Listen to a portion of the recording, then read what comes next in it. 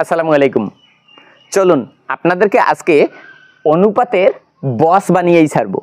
হ্যাঁ বন্ধুরা, বিশেষ করে যারা জব প্রত্যাশী এবং সপ্তম ও ষষ্ঠ শ্রেণীর শিক্ষার্থী রয়েছে তাদের জন্য আজকের এই ভিডিওটি খুবই গুরুত্বপূর্ণ। আজকের পর থেকে অনুপাত নামক এই অঙ্কগুলিতে আপনার আর সামান্যতম কোনো ভুল হবে না, গ্যারান্টেড ইনশাআল্লাহ। তো চলুন আজকে আমরা অনুপাতের একদম অনুপাতের বেসিকটা মন থেকে ফিল করব। অতঃপর আমরা শর্টকাট শিখব। অনেকেই কিন্তু অঙ্কের অনেকগুলি শর্টকাট মুখস্থ করে রাখে, কিন্তু সেগুলি মনে রাখতে পারে না, কারণ বেসিক না জানলে শুধুমাত্র শর্টকাট কিন্তু আপনি মনে রাখতে পারবেন না। তো আমরা আগে প্রথমে বেসিকটা শিখব, পরে শর্টকাট আলোচনা করব। তো প্রথমে একটা অঙ্ক দেখতে পাচ্ছেন এখানে, 160 টাকা রাজু ও রনির মধ্যে 3:5 বিভক্ত করে দিলে কে কত টাকা পাবে। আমি কিন্তু এই অঙ্কটা শেখানোর জন্য দিয়েছি এমন না, আমি আগে অনুপাতটা বোঝাবো এখানে কি জিনিস, তারপর আমরা একে একে সবগুলি ধাপের অঙ্কই আমরা প্র্যাকটিস করে নেব। অনুপাত হচ্ছে একটি ভগ্নাংশ। সমজাতীয় দুইটি রাশি একটির তুলনায় অপরটি কত গুণ বা কত অংশ তা একটি ভগ্নাংশ দ্বারা প্রকাশ করা হয়। এই ভগ্নাংশটি হচ্ছে অনুপাত। আমি মানে বইয়ের ভাষায় বললে আপনি বুঝবেন না, আমি এইখানে একটু ভেঙে বুঝাই দিচ্ছি। এইখানে দেখুন, ক এবং খ, ক একটা ব্যক্তি, খ একটা ব্যক্তি। তো কয়ের আছে 10 টাকা, খয়ের আছে 30 টাকা। ব্যাপারটা একটু লক্ষ্য করবেন, কয়ের 10 টাকা আছে, খয়ের 30 টাকা আছে। তো আমি কি বলতে পারি, কয়ের টাকার 3 গুণ হচ্ছে খয়ের টাকা, কয়ের 1 গুণ, খয়ের 3 গুণ। এই কথাটাই বলেছিলাম যে দুটি সমজাতীয় রাশি, দুইটাই টাকা আছে এখানে। আচ্ছা, কোনোটা টাকা আবার কোনোটা পয়সা, তাহলে হবে না। তাহলে দুটি সমজাতীয় রাশি একটির তুলনায় অপরটি কত গুণ বা কত অংশ তা একটা ভগ্নাংশ দ্বারা প্রকাশ করা যায়। এটাকে কিন্তু আমরা এভাবেও লিখতে পারি, 1/3। তো এটি হচ্ছে, এই ভগ্নাংশটি হচ্ছে অনুপাত। এখন এইখানে যে মূল বিষয়টা সেটা হচ্ছে সমতুল ভগ্নাংশের খেলা। এটা কীরকম আমি একটু আলোচনা করে নিচ্ছি। এই যে আমি লিখেছি 10:30, তারপর আমি বলেছি 1:3, মানে এর টাকা 3 গুণ। আমরা কিন্তু সকলেই বুঝতে পারছি যে এর 1 গুণ, এর 3 গুণ, 10 আর এর 30। তো এইটা আমি যে বললাম 1 গুণ 3 গুণ, এইটিও কিন্তু আমি অঙ্ক করে বের করেছি, আপনিও করেছেন, কিন্তু আপনি বুঝতে পারছেন না কি করে বের করেছেন। দেখেন এই জায়গায় এবং এই জায়গায় ক এবং খয়ের টাকাটাকে 10 দিয়ে ভাগ করেছেন। এই যে 10 দিয়ে ভাগ করেছেন, 10 1 10। এই বেসিকটা আলোচনার পর আপনাকে যখন ওইখানে অঙ্কে নিয়ে যাব, তারপর ম্যাজিক দেখতে পারবেন, আপনি সবগুলি অঙ্কই পারবেন। তো এই যে 10 দিয়ে 10কে ভাগ দিলে 1 আসে, 10 দিয়ে 30কে ভাগ করলে 3 আসে। তাহলে একটা বিষয় লক্ষ্য করুন, আমরা যে অনুপাতটা, এই অনুপাতটাকে 10 দ্বারা ভাগ করে এইটা পেলাম, এটি আর এটি সমান হওয়ার কথা, অবশ্যই সমান।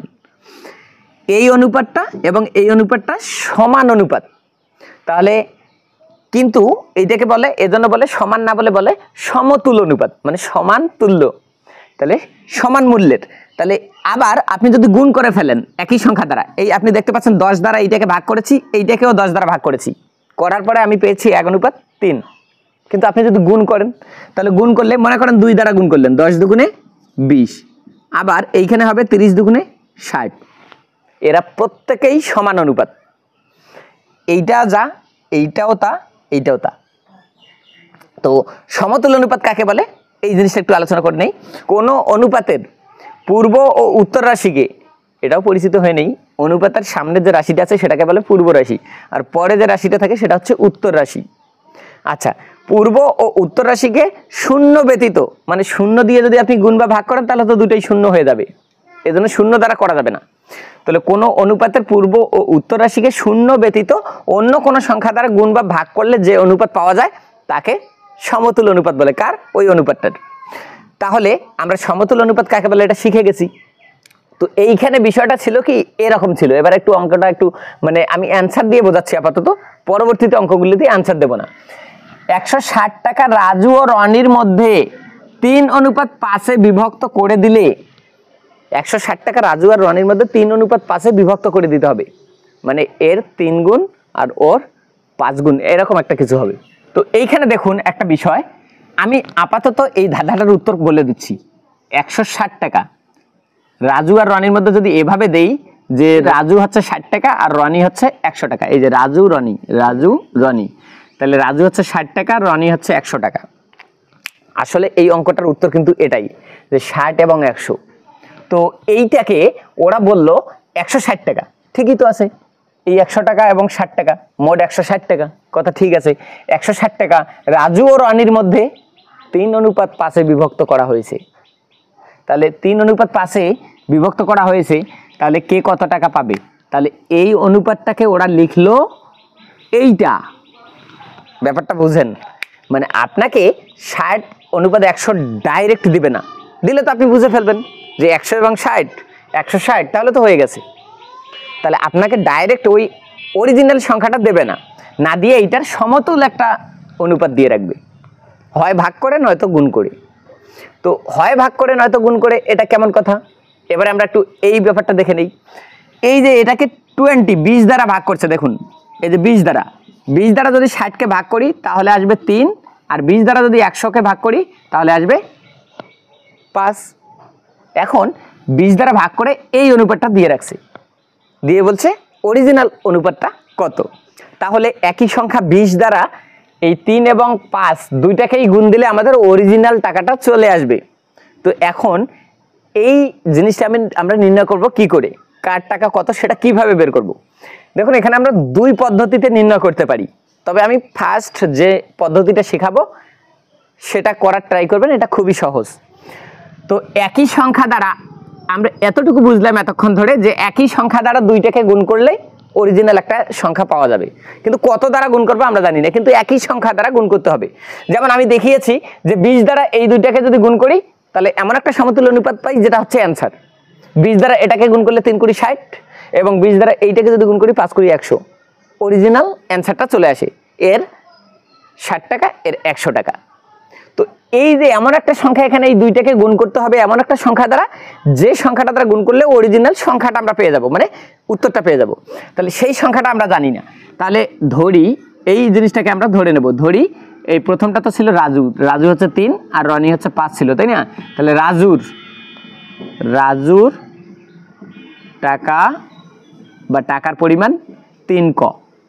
এই যে কোন সংখ্যাটা দিয়ে দুইটাকে গুণ করতে হবে আমরা সেটা জানি না, এজন্য আমি সেই জিনিসটা ধরে নিলাম ক। তাহলে ক দিয়ে 3কে গুণ করলাম, তাহলে 3 ক হয়ে গেল। তো এবারে রনির কি হবে? তাহলে ওই ক দ্বারাই গুণ করতে হবে একই সংখ্যা দ্বারা। রনির টাকা তাহলে হবে 5 ক। আশা করি ব্যাপারটা বুঝেছেন। তাহলে এবারে দেখুন তো এখানে একটা সমীকরণ দাঁড়িয়ে গেছে, রাজুর টাকা যদি হয় 3 ক আর রনির টাকা যদি হয় 5 ক, তাহলে দুজনের টাকা তো একসাথে করলে এই 160 হওয়ার কথা, দুজনের মোট 160 টাকা। তাহলে আমরা লিখতে পারি প্রশ্ন মতে 3 ক যোগ 5 ক সমান 160। দুজনের টাকা একসাথে করলে তো 160 টাকাই হবে। আচ্ছা, তাহলে বা 3 ক এবং 5 ক হচ্ছে 8 ক সমান 160 টাকা। তাহলে বা ক সমান 8টা এইদিকে গুণ আছে, ওই দিক গেলে আমরা ভাগ করব। তো অতএব ক এর ভ্যালু আসছে 20। আমরা যদি এইটা পেয়ে যাই তাহলে দুজনের টাকা অতি দ্রুতই আমরা বের করে ফেলতে পারি। এই যে রাজুর তাহলে হবে, রাজুর অনেকে 6ষ্ঠ 7ম শ্রেণীর শিক্ষার্থী থাকবে এখানে, তো আমরা অঙ্কটা ফুল করে ফেলি। রাজুর টাকা তাহলে কত আসবে? 3 ক, তার মানে 3 গুণন এই ক মানে হচ্ছে 20, ক এর মান 20, তাহলে 60 টাকা। আর রনির টাকা তাহলে কত আসবে? এইখানে ছিল 5 ক, রনির ছিল 5 ক, তাহলে 5 গুণন ক এর ভ্যালু হচ্ছে 20, তাহলে 5 × 100 টাকা। আমরা কিন্তু অ্যান্সারটা পেয়ে গেলাম। এখন আমি এই অঙ্কটা করেছি 6ষ্ঠ শ্রেণীর বই থেকে। এত টাকা রাজু ও রনির মধ্যে এত এত অনুপাতে বিভক্ত করে দিলে কে কত টাকা পাবে। এখন যারা জব প্রত্যাশী ভাই ও বোন রয়েছেন, আপনাদের এই অঙ্কটা কতবার এসেছে পরীক্ষায় কল্পনা করতে পারবেন না। এই অঙ্কটি আপনাদের এসেছে কিভাবে? ভিন্নভাবে। প্রাথমিক সহকারী শিক্ষক নিয়োগ পরীক্ষা তো হরহামেশাই এই অঙ্কটাই আসে। তো সেখানে আসে কি 50 টাকা রাজু ও রনির মধ্যে 2:3 বিভক্ত করে দিন, নামটা অথবা নামটা পাল্টিয়ে দিয়েছে যে 50 টাকা ক ও খ এর মধ্যে 2:3 বিভক্ত করে দিন। দেখুন মূল জিনিস হচ্ছে 50 টাকাকে 2:3 ভাগ করে দাও, 2:3 বিভক্ত করে দাও, এইটুকু হচ্ছে মূল অঙ্ক। ঠিক এইটার মতো 160 টাকাকে রাজু ও রনির মধ্যে 3:5 বিভক্ত করে দাও। ঠিক একই অঙ্ক 50 টাকাকে 2:3 ভাগ করে দাও, এই অঙ্কটাই আপনাকে কতভাবে কত আঙ্গিকে দিতে পারে, আপনি কি চিন্তা করেছেন?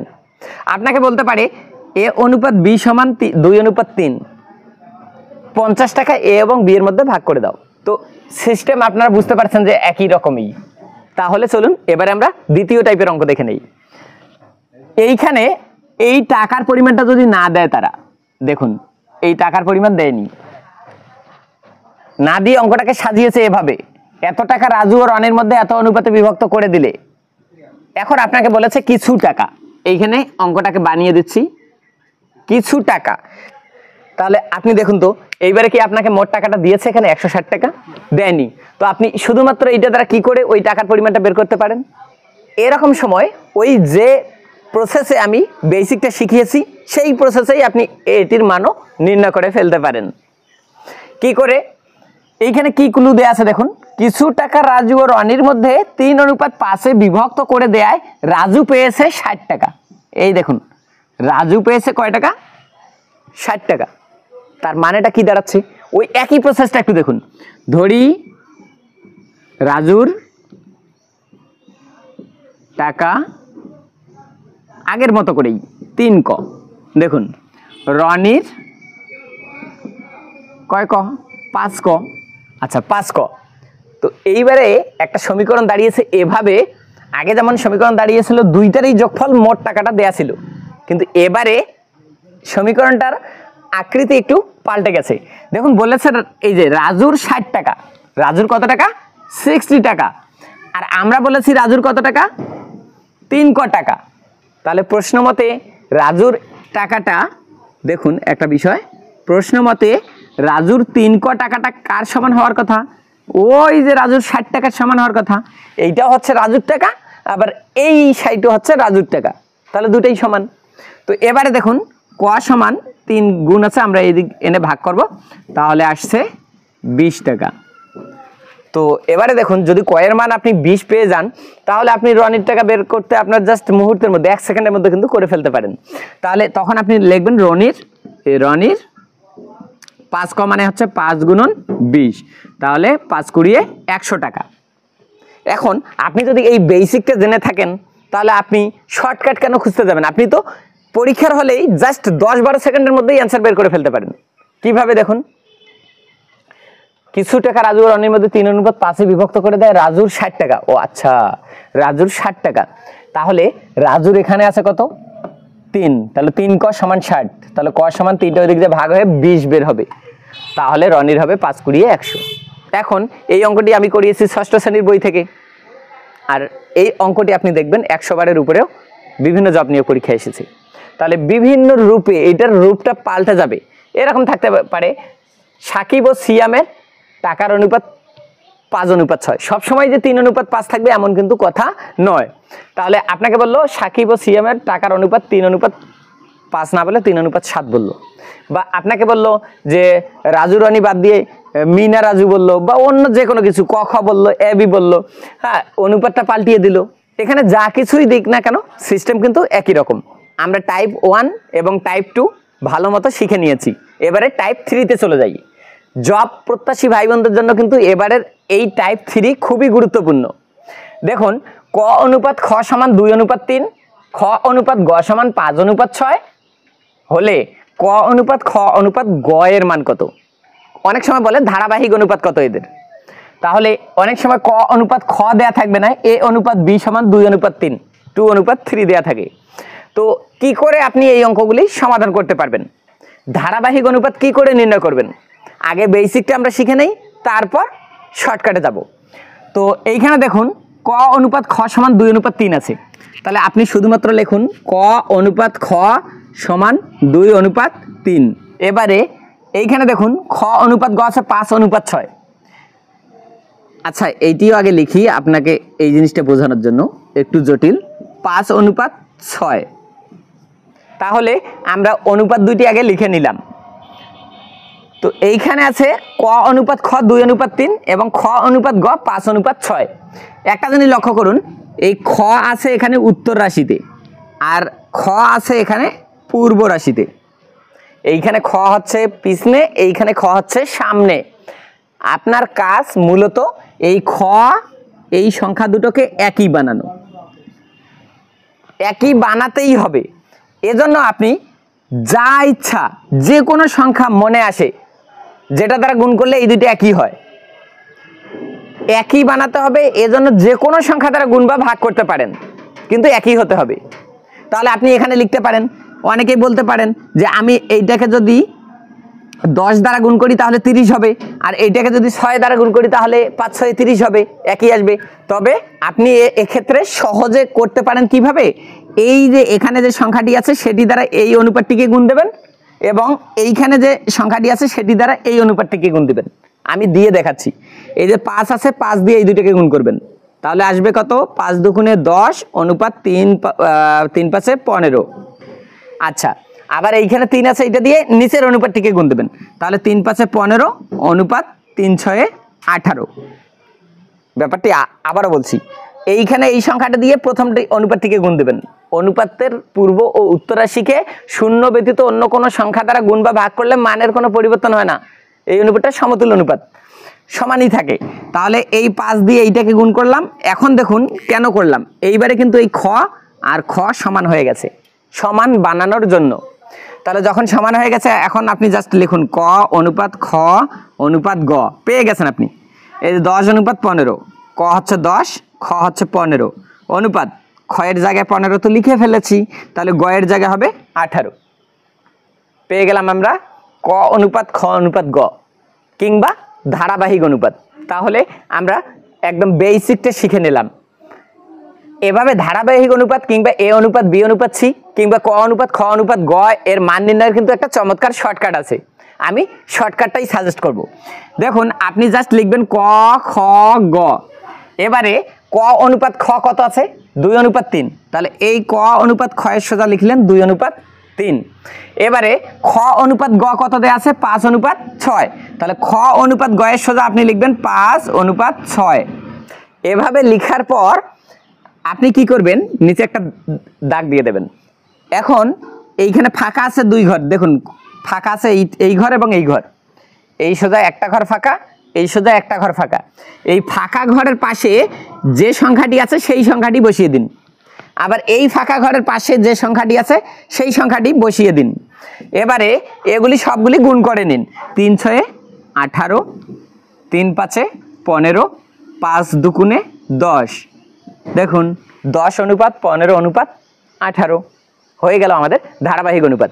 আজকের এই অনুপাতের ভিডিওটি অনেক লং হয়ে যাচ্ছে বলে আমরা আজকের ক্লাসের দ্বিতীয় পার্ট, সেকেন্ড পার্ট তৈরি করার চেষ্টা করবো ইনশাআল্লাহ। হ্যাঁ বন্ধুরা, আমাদের এই পেজে নিয়মিতভাবে গাণিতিক বিভিন্ন মজার শর্টকাট এবং জব ম্যাথগুলি আপলোড হচ্ছে। তবে আগামীতে হয়তোবা আর এই পেজে আপলোড হবে না, আজকের পর থেকে আমরা ইউটিউব চ্যানেলে আপলোড করার চেষ্টা করব। আপনারা আমাদের ইউটিউব চ্যানেলটি খুঁজে পেতে 5 মিনিট ম্যাথ ক্লাস লিখে ইউটিউব সার্চ বারে সার্চ দিলে পেয়ে যাবেন। সাবস্ক্রাইব করে পাশে থাকবেন। ধন্যবাদ বন্ধুরা, সকলের সুস্বাস্থ্য কামনা করছি। আসসালামু আলাইকুম।